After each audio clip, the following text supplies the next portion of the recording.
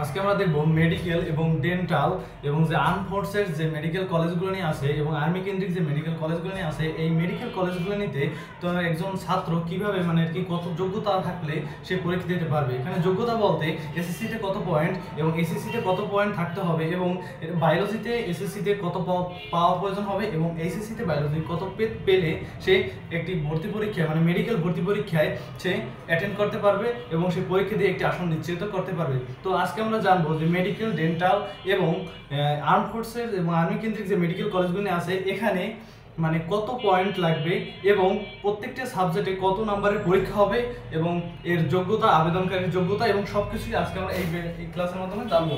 তো এবার এবং জানবো যে কত মার্কের পরীক্ষা এবং কোন বিষয়ে কত নাম্বার আসবে সেটাও আমরা জেনে নেবো। প্রথমত আমরা যদি মেডিকেল এবং ডেন্টালের কথা চিন্তা করি তাহলে মেডিকেল ও ডেন্টালে সেম নিয়মে পরীক্ষা হবে। সেম নিয়মে বলতে একই ধরনের পরীক্ষা হবে, একই ধরনের মানবন্টনে পরীক্ষা হবে। এখানে আবেদনকারীর যোগ্যতা যদি আমরা চিন্তা করি একটা ছাত্র কিভাবে একজন মেডিকেলে এবং ডেন্টালে পরীক্ষা দিতে পারবে, তাকে অবশ্যই এসএসসি ও এইচএসসিতে পাস করা লাগবে এবং আর এসএসসি ও এইচএসসি দুইটার জিপিএ মিলিয়ে আমরা জানি এসএসসিতে 5 এবং এইচএসসিতে 5, এই দুইটার জিপিএ এই 10-এর মধ্যে আউট অফ 9 পেতে হবে। যার ভিতরে এইচএসসিতে এসএসসি কোনো কাউন্ট দেবে না। আমরা অনেক সময় ভুল করি যে এসএসসিতে বায়োলজিতে মনে হয় A+ পেতে হবে বা 5 জিপিএ 5 পেতে হবে, কিন্তু এটা আমরা ভুল ধারণা। এসএসসি কোনো কাউন্ট করবে না। এসএসসি আর এইচএসসি মিলিয়ে যদি তুমি 9 পাও তাহলে তুমি পরীক্ষা দিতে পারবে। এবং এইচএসসিতে বায়োলজিতে জিপিএ 4 লাগবে, এইচএসসিতে 4 লাগবে। এখানে কিন্তু 5 বলে না, এখানে 4 বলতে 70 থেকে 80-র ভিতরে যদি আমরা পাই তাহলে আমরা পরীক্ষা দিতে পারবো। 80-র ভিতরে বলতে 79-র ভিতরে পাইলেই আমরা পরীক্ষা দিতে পারবো। আর ওদিকে তো আমরা যদি 80-র পরেও যদি পাই তাহলে তো আমরা পরীক্ষা দিতে পারবোই অবশ্যই, কারণ সাধারণত A+-এর উপরে A+ পেয়ে যাবো। তারপর আমরা যদি ধরি পরীক্ষার ধরন, তাহলে এখানে 100 মার্কের 100টা এমসিকিউ হবে, মানে 100 মার্ক এবং 1 ঘন্টা টাইম দেবে। 1 ঘন্টা টাইম দেবে 100 মার্কের এমসিকিউ, মানে প্রত্যেকটা এমসিকিউর জন্য কিন্তু খুবই কম পরিমাণে টাইম পাওয়া যায়। এই যে মেডিকেল এবং ডেন্টালের ক্ষেত্রে এখানে ক্যালকুলেটর নট অ্যালাউ, মানে ক্যালকুলেটর অ্যালাউ করা যাবে না। তো এরপর আমরা দেখবো যে মানবন্টন কোন, মানে মানবন্টন বলতে এখানে যে কোন মেডিকেল এবং ডেন্টাল পরীক্ষার জন্য যে কোন সাবজেক্টটায় কত মার্কের মানে এমসিকিউ আসবে, মানে কতটি এমসিকিউ আসবে এবং কতটি অ্যান্সার দিতে হবে এইগুলো নিয়ে। তো এখানে 100টা এমসিকিউ হবে এবং 100টা এমসিকিউ আমাদের দেখাতে হবে। এর ভিতর থেকে বায়োলজিতে আসবে 30টা, বায়োলজি থেকে আসবে 30টা এমসিকিউ, কেমিস্ট্রি থেকে আসবে 25টা এমসিকিউ এবং ফিজিক্স থেকে আসবে 20টা এমসিকিউ এবং ইংলিশ থেকে আসবে 15টা এমসিকিউ। আর সাধারণ জ্ঞান যেটা শুধুমাত্র বাংলাদেশের ইতিহাস সম্পর্কিত আসবে 10টা এমসিকিউ। তো অনেকেই বলে যে মেডিকেল বলতে বোঝানো হয়েছে যে বায়োলজি, মেডিকেল বলতে বায়োলজি বোঝায়, কিন্তু আসলে কিন্তু মেডিকেল বলতে বায়োলজি বোঝানো হয় না। কারণ মেডিকেল বলতে দেখো এখানে বায়োলজিতে কত মার্ক, 30 মার্ক, আর কেমিস্ট্রিতে কত মার্ক, 25 মার্ক আছে, ফিজিক্সে আছে কত 20 মার্ক, তার মানে কি এখানেই প্রায় 45 মার্ক আছে। তো এখানে কত বায়োলজিতে 30 মার্ক আর এই দুইটা মিলে 45 মার্ক। তো তোমার ভালো থাকতে হবে, কেমিস্ট্রিতেও ভালো থাকতে হবে, ফিজিক্সও ভালো থাকবে এবং বায়োলজিতেও থাকতেই হবে মার্ক। তারপরে ইংলিশে আছে 15 এবং সাধারণ জ্ঞান বাংলার ইতিহাস যেটা শুধু হবে এর জন্য 10 মার্ক।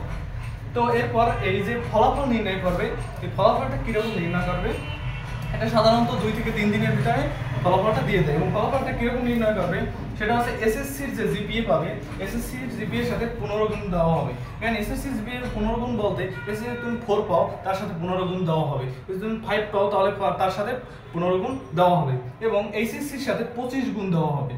এসএসসির সাথে এসএসসি 4 পাইলে সেম কাহিনী, যদি 3.5 পাও তার সাথে 25 গুণ দেওয়া হবে এবং 5 পাইলে অবশ্যই 25 দিয়ে গুণ দেওয়া হবে। তো এখানে আর এখানে মিললে মোট হচ্ছে 200 মার্ক, এই 200 মার্ক যোগ দেওয়া হবে। আর তোমার যে এমসিকিউতে 100 মার্ক, এই এমসিকিউর মার্ক যোগ করে মোট টোটাল মার্ক হচ্ছে 300 মার্ক। এই 300-এর মধ্যে তোমাকে একটা এভারেজে মার্ক পেতে হবে।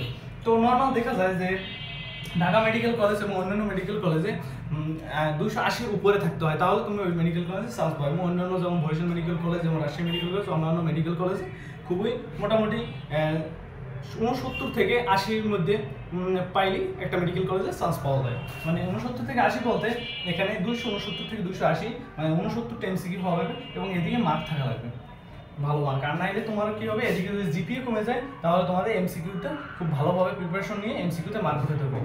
তো এরপর আমরা আসি আসনের দিক দিয়ে। আসনের দিক দিয়ে যদি চিন্তা করি তাহলে এখানে মোট আসন হচ্ছে 5925টি, 5925টি এবং মেডিকেলের জন্য আছে 5380টি এবং ডেন্টাল যে পরীক্ষা আছে ডেন্টাল পরীক্ষার জন্য 545টি। তো একটা জিনিস খেয়াল করো, এখানে যদি মেডিকেল কলেজে তুমি যদি একটা চান্স না পাও তাহলে কিন্তু ডেন্টালে খুবই কষ্ট হয়ে যাবে। আর একদিক দিয়ে উপকার আছে যে এখানে 5380 জন তো চলে গেছো, কিন্তু প্রায় সায়েন্সে 1 থেকে 1.5 লাখ পরীক্ষা দেয় এবং প্রত্যেকে 1 থেকে 1.5 লাখ জিপিএ 5 নিয়ে পায় এবং তারা কিন্তু প্রত্যেকটা মেডিকেল এবং ডেন্টালে পরীক্ষা দেয়। তো তোমার সেখানে ডেন্টালে 545টা সিটের ভিতরে তোমার একটা আসন নিতে খুবই কষ্ট হয়ে যাবে।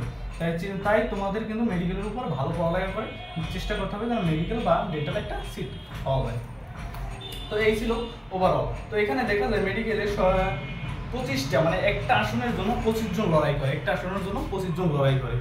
তাই দেখা যায় যে 25 জনের ভিতরে 5 জন কম পড়ালেখা করলেও কিন্তু 20 জন কিন্তু পড়ালেখা করে, কিন্তু 20 জন কি সিট পাবে না, পাবে কথা একজন পাবে। তো এই একজন পাওয়ার জন্য এই একজন যে পাবে, কি পাবে, যে কঠোর পরিশ্রম করে, যে কনসেপ্টগুলো ভালোভাবে পড়ে এবং সবগুলো বুঝে বুঝে পড়ে, যেগুলো ইম্পর্টেন্ট লাইন দাগাই পড়ে এবং যে জিনিসটা মুখস্থ করা লাগে সেই জিনিসটা মুখস্থ করে বলে, তারাই কিন্তু চান্স পাবে এবং কমন করে যাবে, চান্স পাবে।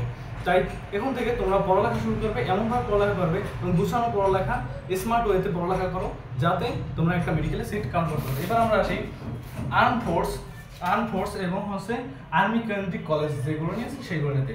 এখানে আর্মি কেন্দ্রিক বা আর্ম ফোর্সের এই সব নিয়মই মানবে। এখানে যে মানে কি যে ক্যাটাগরিতে পরীক্ষার আবেদন যোগ্যতা এবং পরীক্ষার ধরন সবগুলো, শুধু একটা জিনিসই মানবে না, সেটা হচ্ছে এই যে মানবন্টনটা আলাদা হবে। এখানে যে মানবন্টন বায়োলজিতে 30 ছিল, এখানেও 30 হবে। কেমিস্ট্রিতে 30 ছিল, কেমিস্ট্রিতেও 30 না, কেমিস্ট্রিতে এখানে ছিল 25, এখানে কেমিস্ট্রিতে 30 মার্কের মানে 30টা এমসিকিউ আসবে। এবং এখানে ফিজিক্সে ছিল 20টা এমসিকিউ, এখানে ফিজিক্স আসবে 30টা এমসিকিউ এবং ইংলিশের জন্য আসবে 5 এবং সাধারণ জ্ঞানের জন্য আসবে 5 মার্ক। তো এখানে আর্ম ফোর্সেস যে মেডিকেল কলেজগুলো নিয়ে আছে সেখানে সিট আছে মাত্র 125টি এবং আর্মি কেন্দ্রিক যে কলেজগুলো আছে এখানে আছে মাত্র 250টি। তো ওভারঅল চিন্তা করলে আমাদের প্রতিটি সিটের জন্য নর্মাল 18 জন কাউন্ট করবে, 18 জন থাকবে।